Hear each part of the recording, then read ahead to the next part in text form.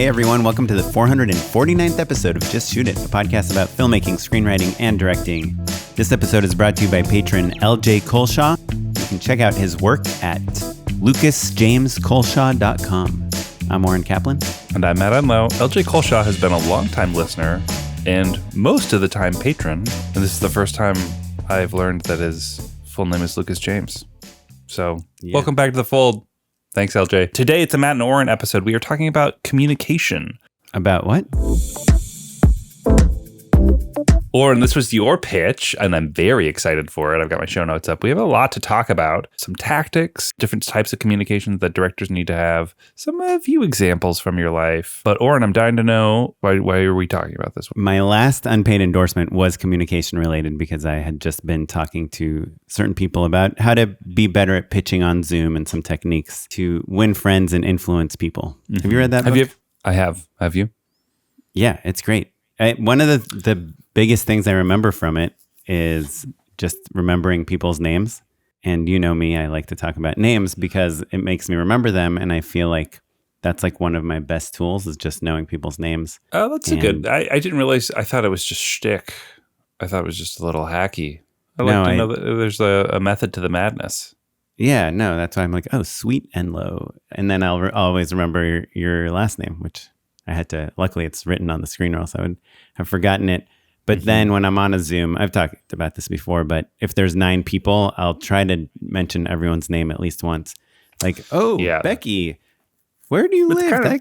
That architecture looks like Spanish style. Are you in East LA, Silver Lake, Los Feliz? And they're like, how'd you know? I'm like, I'm outside your window. Just kidding. I've never done that. But that book is awesome. Yeah, I not to talk too much about old-timey sales pitch books, but yeah, I think it's got a lot of great stuff. If you haven't read the book and you're curious, I guarantee you could Google the top 10 lessons from it and essentially get most of what you need. It's written in this like funny, old-timey vernacular where it's just like, remember people's name, and they'll spend 50 pages telling you about how Benjamin Franklin was really great at remembering people's names. And here are some examples. And it's just all kind of like this shticky snore to me. And snore's not right. It's just like it's a lot of fluff, Yeah. It's a quick read though, right? Dale Carnegie, super old book. It was originally published in 1936. I do remember another interesting thing it said is to not insult your competitors. To say, you want to hire Matt Enlow to direct this? Oh, he's going to be great. He's amazing. He's great at these little scenes with just dialogue, 2 shots. He's really good at that. I do more complicated things, camera moves, epic. I totally understand. And you're working on a budget, so it makes sense. That hurts. Sorry. No, I'm obviously just kidding with this specific example, but that is something he talks about. Instead of saying like, Matt, why would you hire him? Sure. I doubt you're working on a budget, so I get it. I think it kind of crosses into no. That's just such an explicitly backhanded. It's a good joke, but a backhanded compliment. So maybe don't say that to somebody. But yeah. All that said, we're recording this on November 6th, the day after the world ended for half of the country. And 45th, congrats, Don. And I have been racking my mind all day about why his communication style connects with so many more people than Kamala Harris's, who is super educated, has tons of government experience, has gone through every level of government there is, was a senator. That sort of stuff, yeah. Right. But a lot of people, men and women, sure, like look beyond the policies, beyond the laws, beyond the cabinets, beyond the reviews, beyond the felonies, and say, there's something about him that he's funny, he's charming, like I get him, and when he talks, I believe he's going to do these things, whether he does them or not. And when she talks, I think people feel maybe that she's like smarter than you are, or that she understands the inner work machinations of government so much better than you. Well, I think maybe it's not worth it to try to dissect why she didn't win as much as your point of like, what was effective about, or how can we be more effective in ways that we've thought about and observed, and no one's confused about whether or not communication is going to be helpful for them in their career, I suppose. Right. But I think as a filmmaker, sometimes we think, oh, if we know film history really well, if we understand cameras, if we understand actors, if we understand performances, emotions.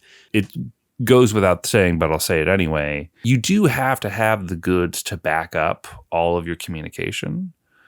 But I think we all know filmmakers out there that have everything it takes except for those communication skills, and their career has been hurt by it for sure. Yeah. Yeah. And I actually would go even farther than that. I think the ability to sell yourself is more important than having the goods. Yeah. I think if you are a singular voice, that you're so talented, but also antisocial in certain ways, but you're prolific as a writer, and the movies you make that you self-finance or find a way to finance are so good that there are a few people, famously difficult people, yes, but the stuff that they make is so beyond what normal people can make that they can escape this communication need. But 99% of us as filmmakers, selling ourselves is more important than actually being able to do what we do. And the Trump-Harris election is the example. Like, why she has thousands of pages of policies and all this experience, but somehow he obviously was president before, so he has a little bit to back it up with. But really, the first time he became president, he had nothing to back it up with. But it was all communication. So what can we do to be better communicators? So I had a few kind of overall philosophies about good communication, effective communication. And I want to stress that this should apply to every type of communication that you have to do as a director. A lot of what I talk about is salesmanship, is getting people to work with you. And when I say that, I mean either getting someone to hire you or someone that you really want to work with, like a cinematographer or an actor, convincing them that they should work with you. There's a number of different phases of communication and different types of communication that you have to do. If you're a writer-director, it starts with the script, right? That's the first iteration of how you are trying to put an idea together, right? Then there's the pitch. Then there's the plan, right? The ways in which you have to communicate to your department heads and like actually execute what you're doing. Then the edit, which is like essentially communicating to an audience. And then finally the marketing, which is something that we don't really talk about very much on this show, but is another version of, I think, what you're talking about. And it's kind of comes full circle to that salesmanship again, right? And understanding the core of what makes your project great and being able to communicate that clearly and understanding why people will like and therefore want to work on and execute your project to the height of your abilities and the height of their abilities. It's kind of all the same thing. You know what I mean? Yeah. I mean, just hearing you talk about that made me think of honing in this idea about communication. And it's not just how do you communicate with people, it's how do you become a persuasive communicator? Mm-hmm. Mm-hmm. So not only are you clear and people understand you, but they also are sold by what you want to do. Whether it's this is the approach for the visuals and the art direction and the performances, or it's please, famous actor, be in my movie, or give me money, or go watch my movie. Right? It's something I think a lot about with our guests. We've asked this question in the past of them, and maybe we should just make it a regular thing, which is, why should someone go watch your movie? And how many filmmakers have we had on the podcast that cannot answer that question? It's your number one pet peeve. And I think, look, we've been doing this show for like 10 years now. And so that pet peeve has become my pet peeve as well. And it's always interesting when you can see the sort of filmmakers that do know how to explain it and then those who don't. Yeah. And I think because you and I know how to explain, like there's this movie Nora that's out. I haven't seen it. Sure. Everyone is saying it's amazing. All I know is it's about this woman who meets a son of a Russian oligarch and they get married, and she's a sex worker. She's a sex worker, and there's that's his family crucial, is not though, right? Yeah. It is crucial. It's like it's Sean Baker, Pretty Woman, basically. Right. Is the pitch. Yeah. But I don't know anything beyond that. I've seen the trailer; it looks good, and I'm like dying to see it. And if someone, the reason I'm dying to see it is everyone I've talked to that's seen it is like, oh, this movie is really good. It's great. Yeah.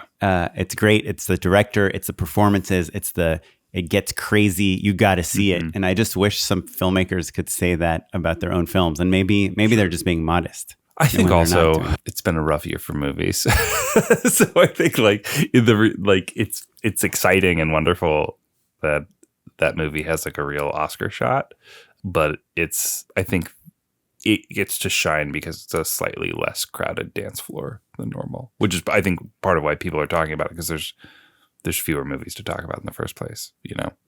Yeah. But there's movies like Wild Robot. There's movies where it's so easy to be like, you will cry and be so happy and connect with your kids on a different level if you go watch this movie. Go see it. And so I think, to your point, the marketing of a movie is so important. And you being persuasive as a filmmaker, especially on an indie film or a short film or a web series or anything that doesn't have tens of millions of dollars of marketing. But even if it has millions of dollars, like, I think that the scale, this is a thing that is true for independent film and commercials and everything. Like, even as you scale and level up, those fundamentals never change, right? Like, if you've got a $10 million movie versus a $50 million movie versus a $100 million or $200 million movie, the money becomes less of roadblock, right? But still, right. Or if you have IP, or if it's a Marvel film or something. Sure. But also the level of talent that you're working with levels up. And then also who you have to sell said talent to changes also. So like, yeah, maybe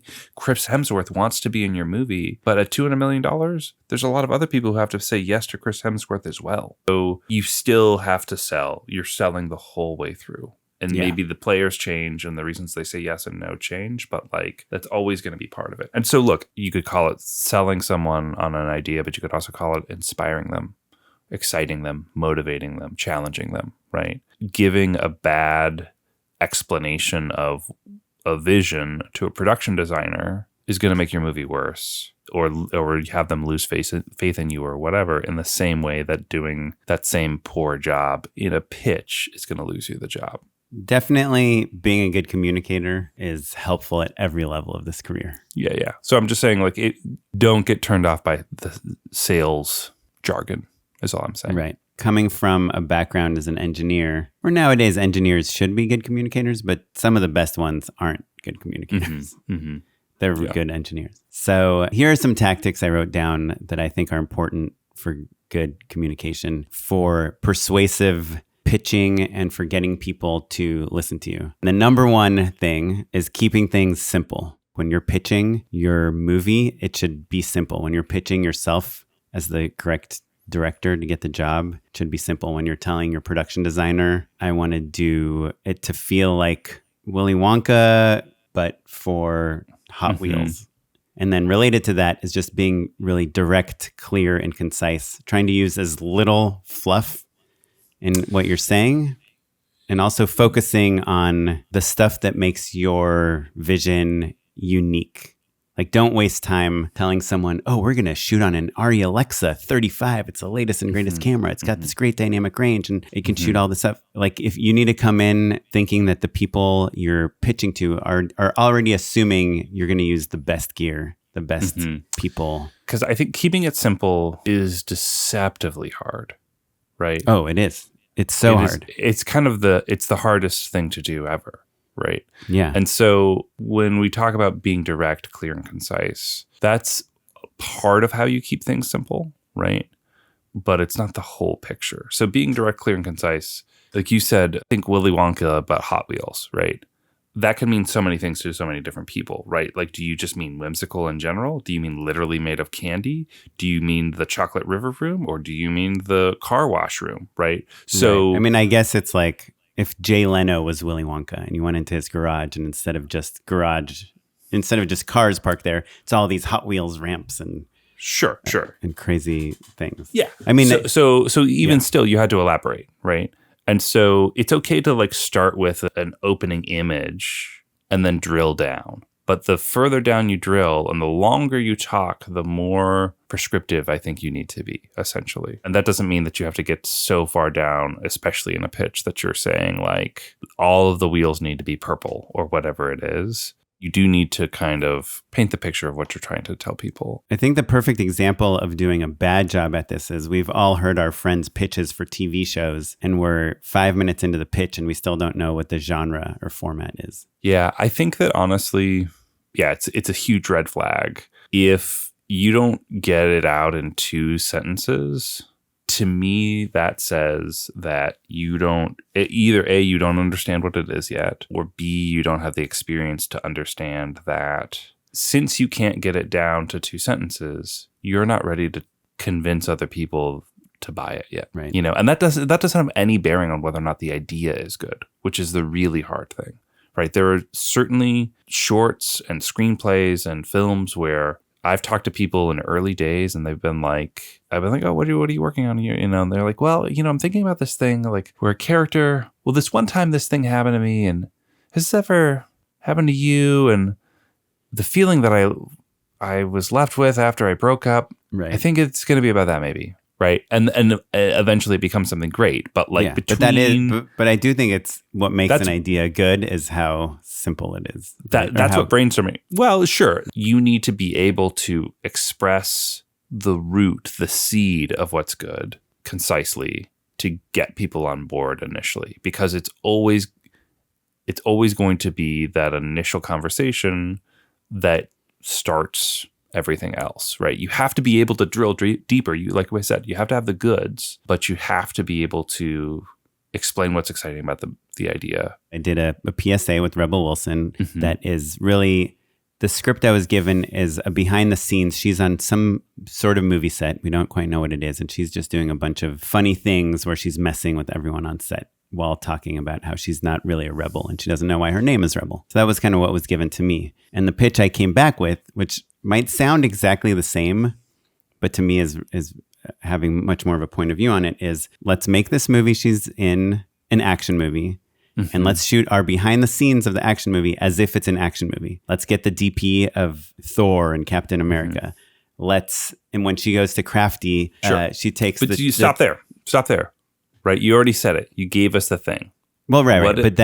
But then I start peppering in the unique things, right? The specific things of what makes it an action movie, right? When she picks up a flamethrower, she accidentally sets it off and it lights everything on fire. And as I can pitch the whole thing in like 5 minutes, and people will understand what the overall thesis is. So, and behind the scenes shot as if it's an action movie. And here's 5 examples of how we're going to make that come to life. Right. And I've spent no time describing to people what action movies are, like listing a bunch of ideas, being philosophical about it and saying why it's going to be so cool. I've just said, here's the thesis. Here's the examples of how we'll execute it. So it takes a while to get there, to that, distill it to that simplicity. Yeah. You have to figure it out for sure. Yeah. It takes a long time. So it makes me think of 2 different instances. One, when you tour with a film, you do a lot of Q&As, right? Like you screen your film and then there's a Q&A afterwards. And I've had the good fortune of touring with my wife for a handful of films and doing them myself. And you see how everyone's storytelling abilities sharpen as you go. Like you're literally on the tour and you're watching things coalesce and tighten up. Right. You like, it's almost like a stand-up set. Like you get a laugh on this story, but you realize that took me 3 minutes to get there and I could probably get there in 1.5. And this is exactly why I'm shocked sometimes when we have filmmakers that have finished the film festival circuit that can't distill their movie into one clear sentence. Look, I've also witnessed filmmakers never get better at it. Right. Some people are not great at public speaking or communicating or pitching. Yeah. And they usually make 2 movies and then change careers. What's fascinating to me, when you've got a live audience and you see some stuff is hitting and some stuff isn't. And that doesn't, I'm not saying you're playing it for laughs necessarily, but you are like, you're playing it for engagement. Cues. Engagement, exactly. People are nodding along. They're asking follow-up questions. They're smiling or whatever it may be. And like, you see it, the same anecdotes flop over and over again. It's pretty incredible. It's like, are you still going to go for that? But so that's one thing. And then the other thing, I I know I haven't ever told this story on the show before, but we had Terrell and Meryl on just last episode, and I mentioned a workshop where we had to pitch the films that we were looking to make, it kind of in front of like an auditorium full of other filmmakers, to Luke Greenfield, who made that movie, The Girl Next Door. Do you know that movie? Mm-hmm. Yeah. And Let's Be Cops, a couple of those. Anyway, I was going with a movie that I haven't talked about a ton called We Bought a Gun, that it was gonna be my big first feature. It kind of fell apart through dramatic circumstances I don't need to go into, but I was with the person who wrote it, this guy Dave, and we were going to go up and pitch it together. The premise of the film is that like a liberal couple in Austin, Texas is trying to start a family, and they get held up on their way to go get a pregnancy test. And one of them becomes obsessed with protecting the family, and for the first time ever buys a gun and kind of goes on this journey of obsession over firearms and drives the other partner away. Like we would have cast Jason Segel. You know, it was like kind of like in that sort of world of like Apatow gun movie. Apatow political movie. Yeah, exactly. And that's probably how I would have pitched it, which there's plenty of room for improvement on that. But the premise, I think, is relatively solid. Anyway, I go up there with Dave, and I'm about to start talking about it. He's the writer, I'm the director. And the first thing he says is, what would you do if someone pulled a gun on your wife? And everyone's like, whoa. You know, kind of like he practically jumps out of a seat when he says it. Everyone's surprised by it. And then we go into the comedy spiel and talk about how fun and politically charged this movie is. But that hook, that moment of just like kind of setting about everybody on their heels, I'm sure is what got us in. I'm sure. Yeah, it's funny. I feel like it's a good setup, but it has slight pangs of 5 years ago. Oh, like, sure. I feel like sure. Like, well, feel like it was 7, so that makes sense. There's like these trends of how you pitch, right? Mm-hmm, like we talk about how this changes over time. But that's a great like, what would you do if you could tell your younger self exactly what to, Well, and an intro, but it is powerful, especially if it's, hey, someone's trying to kill your wife. What's the next step? So unpacking it, though, there's 2 aspects of that sentence that I think make it exciting. 1, the stakes are immediately clear. And 2, it's politically charged, right? So automatically you understand like, oh, this story has real stakes, something's going on, and it has something bigger to say. And so that just immediately sets a buyer that helps them lean forward. In a movie pitch, it's always nice when you can just start picturing scenes from the trailer off the first sentence. Sure. So even describing a moment is such a great, that it's definitive of the catalyst of the movie or the premise of the movie is so great. I think on the topic of just being memorable, the other thing I had on my list of good communication tactics is just to make sure that your personality shows. When I pitch, I say things like, oh, and I think it would be so funny if she, accidentally opens up this crate of pythons, and pythons are snaking around the entire rest of the commercial. Or I just pitched this for this drink, this like flavored water drink. And my whole intro was about how when I go to Chipotle, I ask for a free cup of water, but when I'm putting it from, when I'm getting water from the lemonade spout, I accidentally put like a little bit of lemonade in there just to get a little bit of flavor. And how you steal. I steal, and I make a big deal out of, I started off with like, I have a confession to make. Sure. I have a slight shoplifting problem. Right. But I try to tie it into the premise of this idea that their whole premise is that people want something that's like water, but just a little more flavorful. And that's kind of my way into the pitch. And so I think it's nothing, oh, wow, you're such a unique person that you do this. Sure. But it's like, what do you choose to observe? How do you choose to come into a sentence? And what excites you, I think, is important when you're pitching, right? It's the concept is one thing, but why you're so stoked on the concept, why you're the one that needs to be hired for it, right? Yeah, absolutely. And I think as comedy directors, I think part of our pitch is almost always like adding ideas, adding jokes, finding opportunities for new gags. And I think that is often, we step in at a moment where it's like really nice because people have been sitting on these jokes, no matter how funny they are and how well crafted everything is. There's just a natural fatigue that happens. I call it joke fatigue, where you just get sick of the concepts. And so we get to breathe new life into it. It's a privilege of ours. But I wonder if for listeners at home who perhaps aren't comedy directors or aren't aren't especially funny.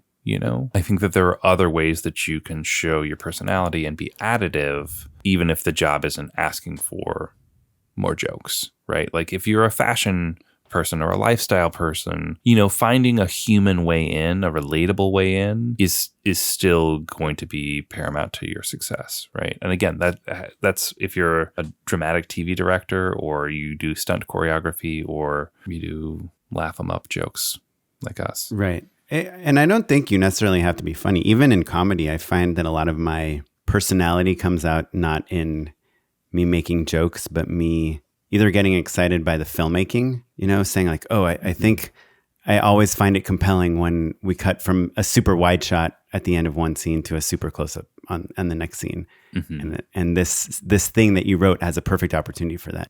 I mean, in comedy, I talk a lot about like, it would be so funny to cut wide, music goes out. We have this moment of awkwardness. That always hits, comedically. But I also talk about like how I used to be an engineer. So I can relate to wanting to go to coffee break every day and talk to your coworkers about random things. Like trying anything that you can bring from your life into the pitch, it just makes it so much better. And I remember when we had Hannah Lux Davis on the podcast, she talked about how she used to be a makeup artist and she kind of came up through makeup. And when she directs music videos, she does a lot of work on setting the look of what the makeup artistry is going to feel like. And her just telling us about that made me instantly think, oh, of course you would hire her to do this pop video. Why? How? You'd be an idiot not to. She's understands this at a level beyond normal people. And she understands how much makeup can make a difference to make someone into a star. Like she literally was talking to us about how makeup can help make someone famous. And obviously you and I could probably be like, oh yeah, like Lady Gaga or Chappell Roan or like these kind of very obvious examples. But she would talk about but she can Charlie really XCX versus Rihanna, and like the subtleties of how they do those things. So if you're good at filmmaking, if you have a background, if you're a foodie, anything in your life, your mom's a teacher, you bring that into like a lot of pitches, right? Like, oh, my mom was a teacher. So I always think about having summers off, what it would be like, whatever it is. That's, I think, what you've explained your awesome concept. And now you're saying, and this is why I'm the person to make it. And so it's just so important. And, again, I hate to bring him up too many times, but Donald Trump is so good at saying, everyone says I'm the best person. I have the best ideas and I'm the best person at the economy. And I'm this and this. And when I did this, I was the best. And I think you and I have too much humility to ever talk like that, but it's just an example of saying, not only here's the idea of what to do, but here's the idea of why I'm going to do it, Yeah. And so my last thing that I had on my list of tactics that I think is so important and is why these tactics don't always work is because you really need to understand who your audience is and what they need from you. Earlier on, you talked about the plan of when you're directing something. You talked about the script. You talked about the edit, right? The script is written for different people than your diagram of the set or than the marketing blurb, right? They all have different targets. And, I would even go so far as to say, that the script that you send out to be read and the shooting script are pretty different documents. An old friend of mine who's like been on the blacklist a handful of times and is a really gifted comedy writer. When he was the list of the top unproduced comedy scripts in Hollywood. Oh, sorry. Yeah, exactly. He would always say like, I write my scripts to be read in 90 minutes. Yeah. Like he's just like, the language is airtight. There's not camera direction in there. He can't wait to do all of that stuff. He's a gifted director as well. But that's not what the first draft, that draft that you're sending to agents and managers is the airtight, super breezy, uncomplicated, evocative, fun to read draft, right? And then your shooting script, sure, go ahead and expand things out a little bit. All of that stuff can come for sure, right? But so to your point, when you're pitching, you need to understand what client and agency need, right? And also who their customers, what they need, right? But when you're communicating to your department heads, that's a totally different schema. And by the way, sometimes on your department heads, especially on commercials, they don't even really care about the philosophical concepts. They care about a visual concept. They care about how is the camera going to move. They don't care as much about how your client's most important thing is the consumption moment versus Yeah. However, I think that going back to your initial points, if you can explain to them why they care about the philosophy or the consumption moment or whatever, if you can relate to them and help them understand how they can do their job better as it relates to those bigger ideas, then you're really cooking with gas, right? Like you can say to, a camera team or dolly grip or whatever, this needs to go faster or whatever. But if you can say, we're trying to inspire, like this is the big moment. We really want to make sure that we're inspiring and excitement in the audience because this is the moment where we all get to see the product for the first time together. Or this is that epiphany where the character realizes, when Ross has to go to the airport to get Rachel off the plane. Yeah, exactly. Right? Exactly. Right. You get that buy-in, then they're not only are they going to execute the vision better, but they're going to spice it up. And, I think the other thing is like crew members, you were saying the point, like, oh, they kind of sometimes they don't care about things that aren't in their direct field of view, right? And that's true to a certain extent. Like certainly I know producers who want to do a good job, but like aren't worried about whether or not the movie they're making is good. They want to run a production really smoothly and get everybody out on time and make sure that it's wrapped really well. And that's good for them, whether like they don't have control over whether or not the movie is quote unquote good or whatever, as an example, right? But that's like a really jaded sort of attitude that I totally understand. But we're all here. We all started doing this because we wanted to make things awesome. And if you can be clear with people and excite them and then get out of their way, they can really surprise you and shine in ways that are so exciting. And the reason that we want to do this in the first place. Yeah, agreed. Well, so I have just a few examples from this past week beyond the presidential election of some things that made me think about communication. The first one is related to understanding what your audience needs from you. So I had a really big pitch, ostensibly the biggest pitch I've ever had for a commercial this past week, and I ended up losing it, which was a real bummer, but I lost it to like a very, very experienced director. And in hindsight, I came in with a really thorough, detailed pitch. Here's how we're going to get it done in time. Here's how we're going to pre-visit. Here's the crew we're going to hire. Here's some ideas and build to the jokes. Here's how insanely prepared I'm going to be so we, on the shoot day, can get everything we need. And the director that ended up winning it, who has been directing comedy commercials for, I'm guessing 10 to 20 years longer than me. You've seen their commercials for sure. Many of the work this other director's done, I think came in without talking about all the previs, how we're going to record everything, who the crew is. And I've won a lot of jobs by showing people, oh, we're going to get this cinematographer or this production designer because I'm putting in their head a level of crew that we're going to have. But there are people that only work at this kind of high, super high level, and they don't need to do that because by default, people already assume this of them. Yeah. And so I do think... We were talking about this before, and I made the analogy of like, it felt like you were saying like, we're going to get a camera and a dolly. Right. Yeah. Well, there is... Like, well, yeah, we know you're going to have all that stuff, guys. We know. It's a big commercial. Right. But there is, I guess, this kind of level of, for lack of a better term, thirstiness. That I call it sweatiness, but same thing. Yeah. Sweatiness, thirstiness, desperation. I think you're right. It's more thirsty than it is sweaty, actually. Yeah. Yeah. Thirsty in that you want the job so bad that it shows in your communication and it makes you kind of seem like you would be lucky to get the job when the goal of the best version of communication is when you're either both lucky to be working with each other because it's a perfect fit, or they're lucky to be getting you. But as soon as you're setting up your offer of what you're going to do as being this great opportunity for yourself, and maybe that manifests in just showing them how over-prepared you are, or because you literally say to them, which I might have done in my treatment, I don't write 50-page treatments for just anyone, but I'm obviously very excited about this project. those types of things that have won me jobs in the past in this situation with this audience based on the people that I was pitching against lost me the job. Mm-hmm. And that's why I think understanding who you're pitching to is so important. Are you saying, well, I think maybe not only are you saying who are you pitching to, but who are you pitching against, right? Because if everyone else came in with a 50-page treatment and you came in with a 30-page treatment, all of a sudden you look like you're phoning it in, right? Yeah, in a competition, it always changes things because you might be great. You might be the perfect fit, but there's someone that's just a tiny bit more perfect than you.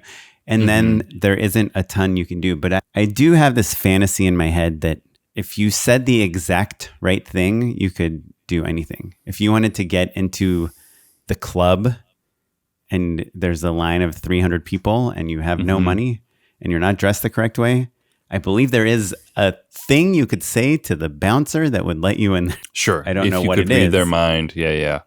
And so, yeah. But I do think just knowing what your audience wants and needs is so important. And we've had one of our podcast listeners, Michael Ryan Fagan. Yeah. Does that sound right? Yeah. Michael Ryan Fagan and I who also directs comedy commercials, have compared treatments. And we compared one that I had won against him. And he said, wow, you didn't talk about any of the technical details of how to accomplish this shot. You just showed what it would look like. And I said, yeah, why would you waste their time talking about technical details? This clearly also, from the creative brief. It's so boring. Every time I bring up anything technical, anytime I say like a lens or anything, I just immediately see people's eyes glaze over. Right. And so the what you're going to do and the how you're going to do it are both important, but you can't go too deep in the how, right? Because again, then you end up being thirsty, right? Yep, exactly. Yeah. And you're starting to spend a lot of energy explaining to people the thing that they hired you to do that you should already. If the plumber came to me and said, oh man, I brought the Roto-Rooter in and I put it on this 200 PSI mode and added the extender because it was so hard and I've never actually seen it this long before and it worked for the first time, I'd be like, cool, how much is this going to cost me? Yeah. That's all I can flush the toilet, right? Is it fixed? Yeah. So my other example that I thought was interesting, again, about knowing audiences is my daughter is in third grade at her school. They had elections yesterday also for the student body. And one of the kids was the daughter of a previous guest of ours, Grant's daughter, who gave this really moving speech about how her best friend, my daughter, used to be in her class. Now they're in different class and it's been hard on her, but having photos would help remind everyone who's together and that importance. It's a really good speech. And I was like, so Winter, are you going to vote for Devin, your best friend that gave this speech that literally is about you? And she was like, well, either her or Zelda, another daughter of a previous guest of ours, Micah Fitzerman Blue, who's a screenwriter. And I said, wait, but why would you? Devin literally gave a speech about you. And she's like, well, Zelda gave a really good speech too. And I was like, what was her speech? And so Zelda's last name is Blue. And she said, I want this year to be really colorful for all of us. We need brightness. We need to explore all the different sides of everyone and be including everyone. And so when you need a colorful year, you should vote for Zelda Blue. And I was like, yeah, that's pretty good. And it's very personal, but it also applies to everyone. And then I just started hearing all these other kids talk about Zelda's speech. And I was like, what? So this thing that to you and me seems like kind of silly and maybe it's like barely clever and very obvious, to this group of third graders, she ended up winning the election off of this clever thing. And it was this weird thing that I was like, wow, this. Are you accounting for enough variables here, Oren? Like, yes, I am. I totally am. Like popularity and everything. Yeah. No, because every parent that I was walking to was like, yeah, Zelda Blue. She wants a colorful year. She said, vote for Blue. Like everyone knew about like this thing. It's like literally the like tagline of her campaign. Look, and she was the only one. I wasn't there. I'd vote for the other kid. Sorry, Zelda. I'm sure you're very bright. And No. My daughter did vote for the other kid. But anyhow, I just thought knowing your audience and having a super simple message was just super effective. And my last example of interesting communication is something I told you about right before the podcast. Is now I'm going to be filming some commercials for a product that need to appeal to a Thai audience, Saudi audience, Middle Eastern, North African audience, an Australian audience, and a Korean audience. And on my kickoff call with the agency, we just watched different commercials from those different regions, and they were showing me like on YouTube, and they were like, "You don't understand the Thai sense of humor is just totally wacky and insane and intense." And so now it's really scared me, because now I'm realizing, like, from casting to performance to tone, every one of these audiences, we're shooting these very similar commercials, but they're gonna have to feel very different. And how I communicate to those audiences that I get them is something that's, honestly, it's kind of intimidating. So we'll see if I can figure it out. You've done that? Like, I mean, you've done influencer marketing and various things. Sure. Have you directed things where the audience for what you're directing is just someone with a totally different mindset, tone, sense of humor than you? Yeah, absolutely. I feel the sense of humor thing is tricky, because most of the time you book the job based off of your sense of humor. So you typically, your sense of humor matches their profile. And so that's never something you chafe against. But yeah, certainly I have. Yeah. Or you realize, oh, what you pitched and what they're looking for is slightly different, and you kind of have to meet in the middle somehow. Or worse, I've been in a scenario where there's multiple stakeholders, and one person wants it one way and another person wants it another way. And you're kind of stuck in the middle executing, and like, you kind of have to serve two masters. And so I think in any of those circumstances, the fundamentals are going to be the same. That what makes something funny on a universal level is going to be that humanity. Right? Like that, the root of whether that's surprise or confusion or misunderstanding, and the stylistic implementation, if it's like really broad or really zany or really colorful or with insane camera moves or exaggeration. You know, when you say wacky, most of the time I think people mean exaggerated, you know, but the root of what they're exaggerating, I think, has to empirically be funny. Do you know what I mean? Like, the idea still has to be funny in order for it to work, or it won't work as a super dry, subtle Matt Enlow version, and it won't work as a super zany, cartoony version either. Yeah. Dude, I had the biggest bummer the other night. My daughter's like, "Hey, can you bring me she has like a book light she has in bed that like she can read books, you know?" Mm-hmm.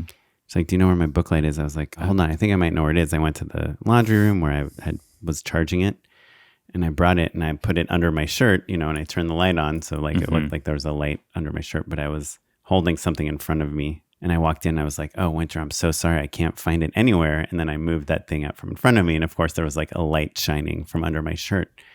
And she's like, "Daddy, it's like under your shirt." I was like, "What are you talking about?" She's like, "It's right there." And she like took it out, and then I was like, "Yeah, you got me. It was there."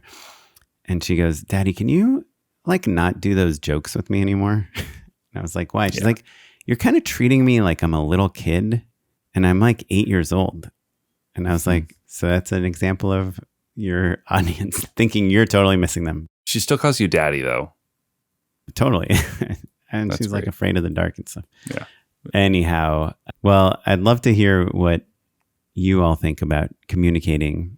And you can communicate with us by emailing us at justshootitpod@gmail.com. Talk about a segue. To let us know.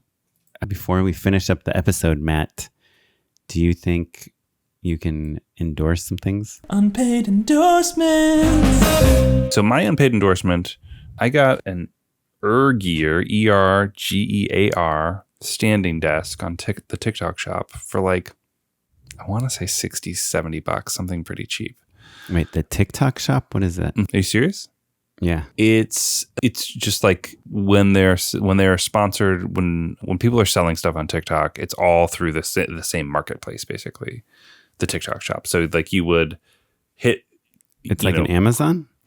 It's like an Amazon, but it's exclusively on TikTok. And what I'm really endorsing is just the idea of having a standing desk. I'm at my desk all the time. I work from home most of the time, unless I'm on set. And it's really changed my quality of life. Not only because I stand every day. I'm not standing the whole time, but I'm standing a lot of the day for sure. And then also, this is nice. Check this out. People who are on YouTube, you can check it out. I can raise and lower my camera just by raising and lowering my desk. And that's actually pretty nice. Are you standing right now? No, I'm sitting. No. The one thing I would say, if you are on the taller side, make sure that you get a desk that gets to the right height. Mine at max height is totally good for working, but It's not good for Zoom webcamming. It's not good for Zoom. But I totally endorse it, especially if you are on your computer all day. It really makes a difference. I recommend it. Okay, cool endorsement. Anyhow, my endorsement is it's something that I will probably potentially never use again, but I'm using it right now because I am working on this project with the agency is in Singapore. The production company, we're shooting in Thailand. The production company is based in Vietnam. The clients are all over the world, and the post house is in Warsaw. So we have a meeting right now. It's 10:36 p.m. We're recording. I have a meeting at 11 p.m. because 11 p.m. is 8 a.m. in Warsaw and 2 p.m. in Bangkok and 3 p.m. in Singapore. It's kind of a time that works for everyone but me. It's kind of the best. Well, 8 a.m. is, I would argue 8 a.m. is less convenient than 11 p.m. You think so? Well, for us, because we have kids that we're taking to school or whatever. Yeah, so I'd rather take a meeting at 11 than at 8, for sure. Yeah. Well, so they taught me about this website called worldtimebuddy.com, and you put in all the cities that you are trying to coordinate a meeting between all over the world, and it has a grid that you can just drag, try to find a time that works for everyone. So I've been using it, worldtimebuddy.com. If you need to coordinate times with someone in other parts of the world, it's pretty useful. And then you just send a screenshot, or you can, here, I think I can send you a link to this is the meeting I'm going to have tonight. It's a link that has LA, Bangkok, Singapore, and Warsaw. So when they send me meeting times, I'll have my time and I'll know what their time is too. What I like about that is also when you're working with people in different time zones, and we almost always are now, whether it's East Coast, West Coast, it's easy to just get confused. Just add 3 hours to the wrong end or something, Also, daylight savings just ended, right? And some different countries like Thailand, they're, I guess, so close to the equator, they don't do daylight savings. Yeah. But other countries like Israel, where my dad lives, they did it a week ago. So usually we're off by 10 hours, but then we're only off by 9 hours. It's so confusing. But only for a week. Yeah. Yeah. Well, on that note, if you'd like to communicate with us, hit us up at justshootitpod@gmail.com or across all social media at justshootitpod. And also, I'd like to point out that we have started recording video and posting that to YouTube. Shout out to our new editor, Kevin O'Yang. Thanks, Kevin. You can now see all of my eye rolls, sarcastic remarks, dubious, silent judgment of Oren as he's speaking on YouTube. So if you go to Just Shoot a Pod on YouTube, you can check out the video stream of this very conversation. And you can see me completely ignoring the podcast as I'm sending memes. Okay, well, aside from Kevin, we have Tyler Small, our producer, helping us put together a live show that hopefully you already went to last week. And it was great to see all of your faces, everyone. Yes. And we have music from the Free Music Archive and the artist Jazar. And we will catch you next time. Thanks, everyone. Thanks, everyone. Goodbye. Bye.